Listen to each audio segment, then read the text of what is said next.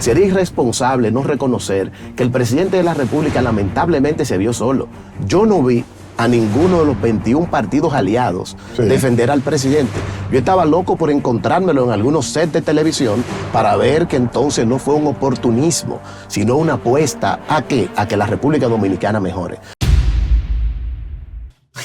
Hay un apellido en la República Dominicana que es símbolo de calidad, de talento, de capacidad profesional y de bonomía humana. Estamos hablando de los apellidos Morrison. Hoy tenemos a uno de ellos aquí, uno de los más jóvenes, con elevadísimo talento, capacidad profesional, Glenny Morrison, que es presidente del partido Camino Nuevo. Buenos días, bienvenido a Matutino Su Mundo. Óyeme, después de esas consideraciones personales de la familia, no me queda más que agradecerle la oportunidad, gracias por el gesto, y también aportar que soy amador, porque mi madre, que está viendo el programa, me reclamaría cuando vaya ahorita a comerme un sándwichito que me guarda mami.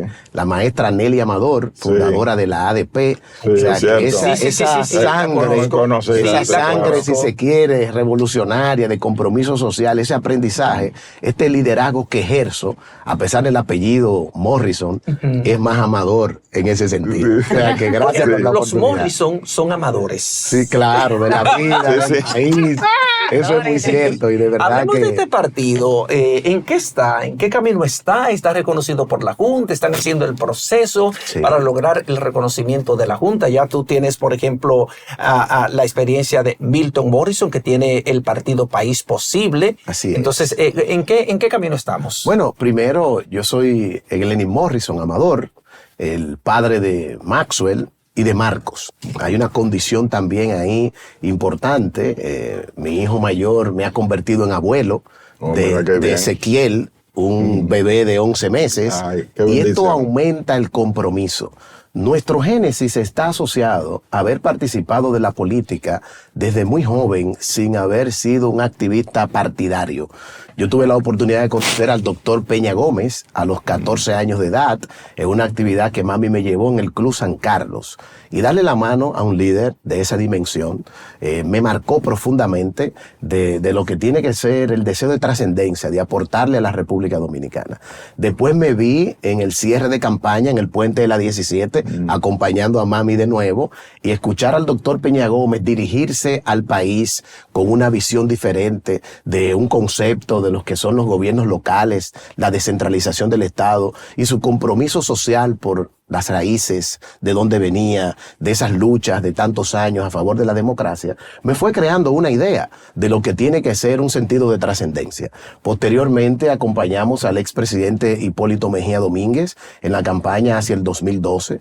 Conocí de tierra la política, de ese calor humano, ese carisma de don Hipólito y la manera como conectaba con la gente. Entonces fui formándome una forma adecuada de cómo acercarnos, tener empatía.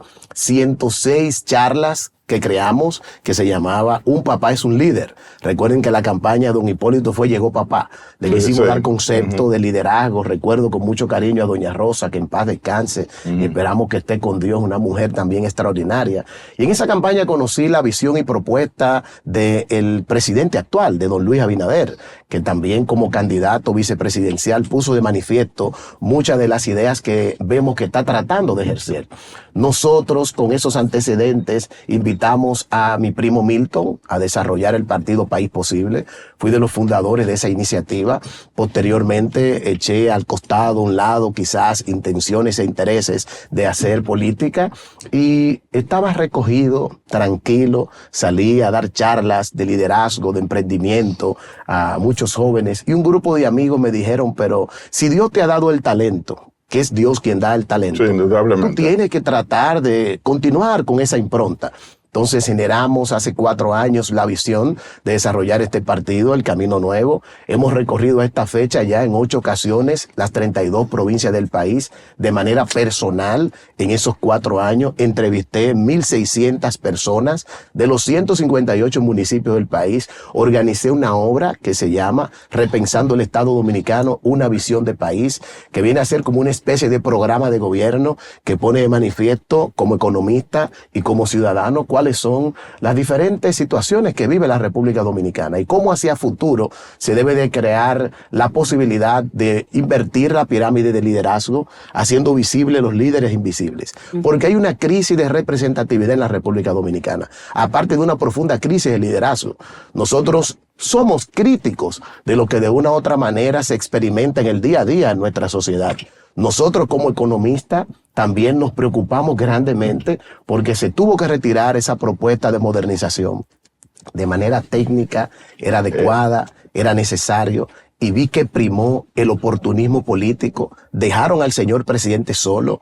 Nosotros visitamos más de 30 programas de televisión, a pesar de que endosamos al presidente al concluirse el proceso de aprobación del partido, que faltaban apenas 10 días para las elecciones. Quisimos endosar a la visión de un hombre que tiene un compromiso con dejar un legado y sobre todo con un liderazgo de transición. Ok, nos gustaría saber, bienvenido Ana Daisy Guerrero de este lado, de verdad que es un placer. Me gustaría, dentro de las posibilidades, que conocer cuáles son sus propuestas en su partido, por supuesto, para abordar la crisis económica que enfrenta la República Dominicana, y de igual manera, ¿cómo valora usted el discurso del presidente Luis Rodolfo Abinader a propósito de la reforma fiscal? Primero, hay que destacar que el génesis de la necesidad de un pacto fiscal se encuentra contenido en la Ley 1-12, que es la Ley de la Estrategia Nacional de Desarrollo. Dígase que hay una deuda acumulada y una irresponsabilidad por parte de actores que tuvieron en la cosa pública.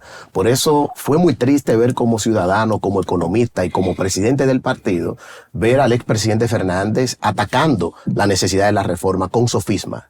Ver al PLD, al exministro de Economía, Planificación y Desarrollo, Juan Ariel Jiménez, que es parte responsable de que no se pudiera poner en orden la finanza pública. Observar a muchos empresarios, por ejemplo, que por muchísimo tiempo la ley de Confotur, para citarle a usted un solo caso, era una ley de solo 10 años que se requería, pero van 20. Y yo no veo la calidad de vida mejorada de los colaboradores del sector turismo, un sector que ya tiene un pulmón propio. Sería irresponsable yo sentarme aquí a conversar con ustedes y no ser crítico de cómo se ha lamentablemente jugado con muchas leyes de incentivo. Sería irresponsable no reconocer que el presidente de la República lamentablemente se vio solo. Yo no vi a ninguno de los 21 partidos aliados defender al presidente. Yo estaba loco por encontrármelo en algunos sets de televisión para ver que entonces no fue un oportunismo, sino una apuesta a que la República Dominicana mejore. Por eso entendemos que el presidente tuvo que, lamentablemente, dejar a un lado una visión técnica que le afectará al futuro de la República Dominicana, porque el déficit cuasi fiscal más el déficit del Banco Central de la República Dominicana ronda 4% del Producto Interno Bruto. Estamos hablando de una necesidad de casi 300,000 millones de pesos. Si nosotros no vemos con preocupación que el 40% de lo que se destina en el presupuesto nacional va a pagar deuda, la pregunta es ¿cómo vamos a construir la sociedad que hemos soñado? Nosotros evidentemente que entendemos que a eso hay que entrarle. Y miren, que de verdad es admirable hacer sostenible en términos macroeconómicos una condición que de verdad se le criticaba a ese nicho político del PRD. Yo creo que fue acertado el presidente dejar al señor gobernador, mandar a los actores, si se quiere, económico, una señal de confianza, pero aquí hace falta hacer una revolución real en el sector educativo. Yo que he caminado todo el país, en mi última visita por el sur, le di la mano a 103 maestros y da pena ver, por ejemplo, una profesora en Polo, Barahona, vendiendo helados a 10 pesos para mantener sus hijos, con maestría financiada por el INAFOCAN. Da pena darle la mano a maestras y maestros vendiendo números en banca de loterías. Nosotros queremos un modelo de educación inmersivo, nosotros queremos un modelo que pueda ser sostenible en la República Dominicana, que podamos cambiar un modelo económico, está expresado en la obra. Sé que el tiempo en televisión es muy corto, pero le invitamos a que usted pueda seguirnos en las redes sociales y ver el trabajo que estamos haciendo. ¿Por qué usted cree que nosotros queríamos hacerle una pregunta en ese mismo tenor. Nosotros sabemos que el presidente estaba planteando una reforma de modernización fiscal. Usted, como economista, Morrison, sabe que hay un déficit cuasi fiscal en el Banco Central. Pero gran parte de las recaudaciones también que se iban a hacer en esa reforma fiscal era para cubrir parte de ese déficit, ¿no? Claro que sí, una proporción menos de un 1% Entonces, está orientado para poder aportar a ese déficit claro, que entonces, nosotros entendemos que debe de sacarse del Banco Central. Entonces, usted como presidente del partido en crecimiento que usted tiene, ¿cuáles serían las propuestas diferentes dentro de una reforma de modernización fiscal que usted podría presentarle a aquella persona de una forma u otra, al pueblo en general, que escuchen su mensaje, su discurso? Lo que estoy diciendo es que endosamos a esa propuesta la credibilidad y la viabilidad técnica.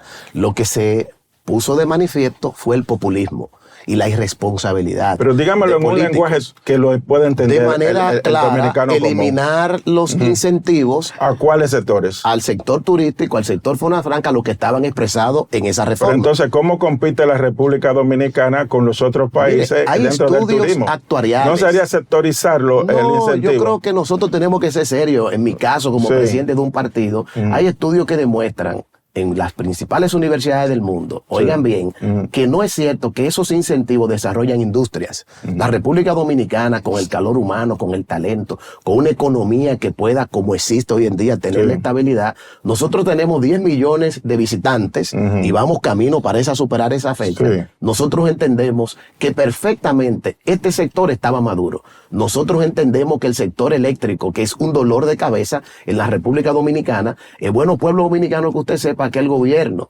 ha frisado, subsidiando en un 40% lo que debió de ser un aumento. Dígase que hay un acto de solidaridad. Nosotros entendemos que no es cierto que iba a afectar a los sectores más humildes, porque aquí hay un mapa de la pobreza que identificó a dónde estaban esas personas, claro, un aumento del salario en el primer quintil del sector público, un programa de Aliméntate que se tenía diseñado poder hacerlo para mitigar. Todo lo contrario, el no hacer la reforma no va a permitir crear las políticas públicas que traigan solución a los problemas del país. El tema del IPI, por ejemplo. Eso es mentira. Si yo compro una casita de 5 millones de pesos y no me llega el agua potable y no tengo energía, la calle no está asfaltada y salgo a trabajar y me atracan, entonces yo no tengo ningún problema. Y también el país faltó convencer a una sociedad y que los políticos tradicionales, esos que ya están retirados y que deben de ser pensionados, dejaran su populismo pensando en las próximas elecciones. Le dimos la espalda a las próximas generaciones con el retiro de esa reforma. Comenzamos de atrás para adelante. Comenzamos presentando un proyecto que nadie conocía, es lo que tú quieres decir en este caso. No. Pero tú fuiste, apoyaste al presidente Luis Abinader, lo acaba de decir en las pasadas elecciones. Apenas 10 días para que se celebraran las elecciones, tu partido, Nuevo Camino, pues apoyó al presidente. Estás fuera del gobierno todavía, Glenny, ¿qué ha pasado? A mí me gusta. Y además me gustaría saber cuáles cambios tú entiendes que el presidente debe hacer, inclusive con algunos funcionarios que tal vez no han dado la talla. Mire, yo digo de manera responsable, cuando un joven de mi edad, un joven político, le presenta una visión al país, no puede ser sobre la base de hacer un acuerdo de oportunistas. Por eso yo hice referencia a los 21 partidos aliados. Ustedes ninguno lo vieron, ninguno le pidieron una cita para venir a defender la obra del presidente.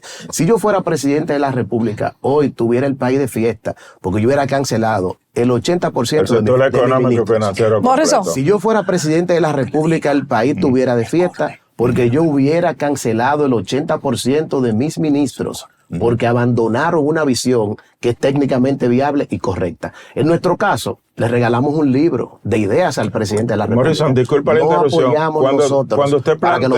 Cuando usted plantea que abandonaron una visión correcta, eso quiere decir, para que lo entiendan los amigos televidentes, que entonces usted estaba a favor de la reforma. Sí, lo he dicho en el contexto de esta entrevista en 3 ocasiones. Y miren por qué, porque el sentarme aquí es hablarle al futuro.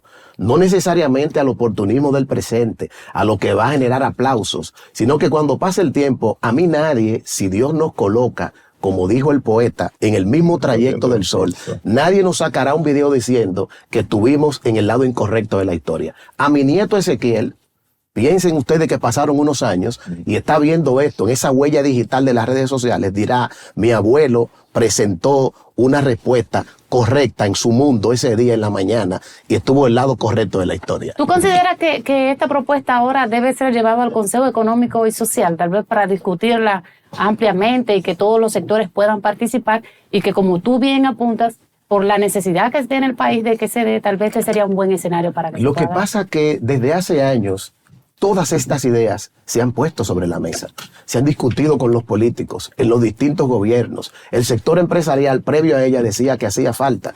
Y yo veo hoy en día un sector empresarial que lo único que está pensando es sus intereses. Yo no puedo darle la espalda a una visión correcta, viable, adecuada. ¿Cuál va a ser el legado y obra de gobierno del PRM si pasarán estos próximos 4 años? ¿Cuáles son las soluciones a los problemas del país? Lo responsable es buscarle un bajadero. Lo que yo le puedo garantizar, que después del populismo que se armó en el Congreso Nacional, el presidente de la República saldrá del gobierno tranquilo, no va a tocar ese tema jamás. Anótenlo. Eso es lo que usted entiende. Pero no entiendo, que eso fue lo que al final el mensaje político es correcto. Entonces, y dejó a la oposición sin ninguna arma populista, porque entonces ahora le dice, yo estoy del lado del pueblo. ¿Qué le dejó a la oposición? Sin discurso, sin ideas, sin propuesta. Pero eso es la parte, esa es la parte política, pero entonces la parte de finanzas públicas, ¿cómo se va a seguir manejando el gobierno? ¿Buscando empréstitos internacionales? Mire, hipotecando la soberanía. Los préstamos son técnicamente necesarios, son una respuesta para hacer sostenible nuestro modelo económico. Precisamente en esa misma propuesta estaba contenido el hecho de frenar el tema de los préstamos y una ley de responsabilidad fiscal. Era la decisión correcta. Ahora, preparémonos para los grandes desafíos y dificultades que tendrán las finanzas públicas y todo el impacto que sí va a tener no haber hecho esa reforma. Usted inició su participación diciendo que el presidente se quedó solo.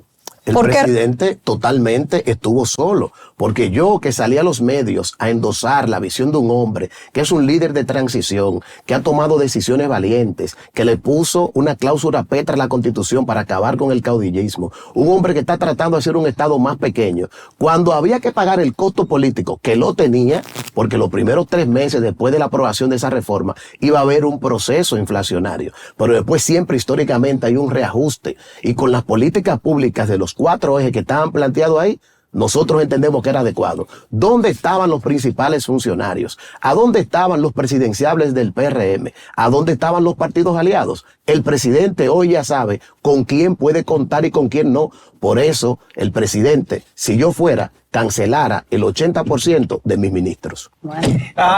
Hemos hablado con Glenny Morrison, presidente del partido Camino Nuevo. Declaraciones muy contundentes aquí en Matutino Su Mundo en este lunes, día 21 de octubre.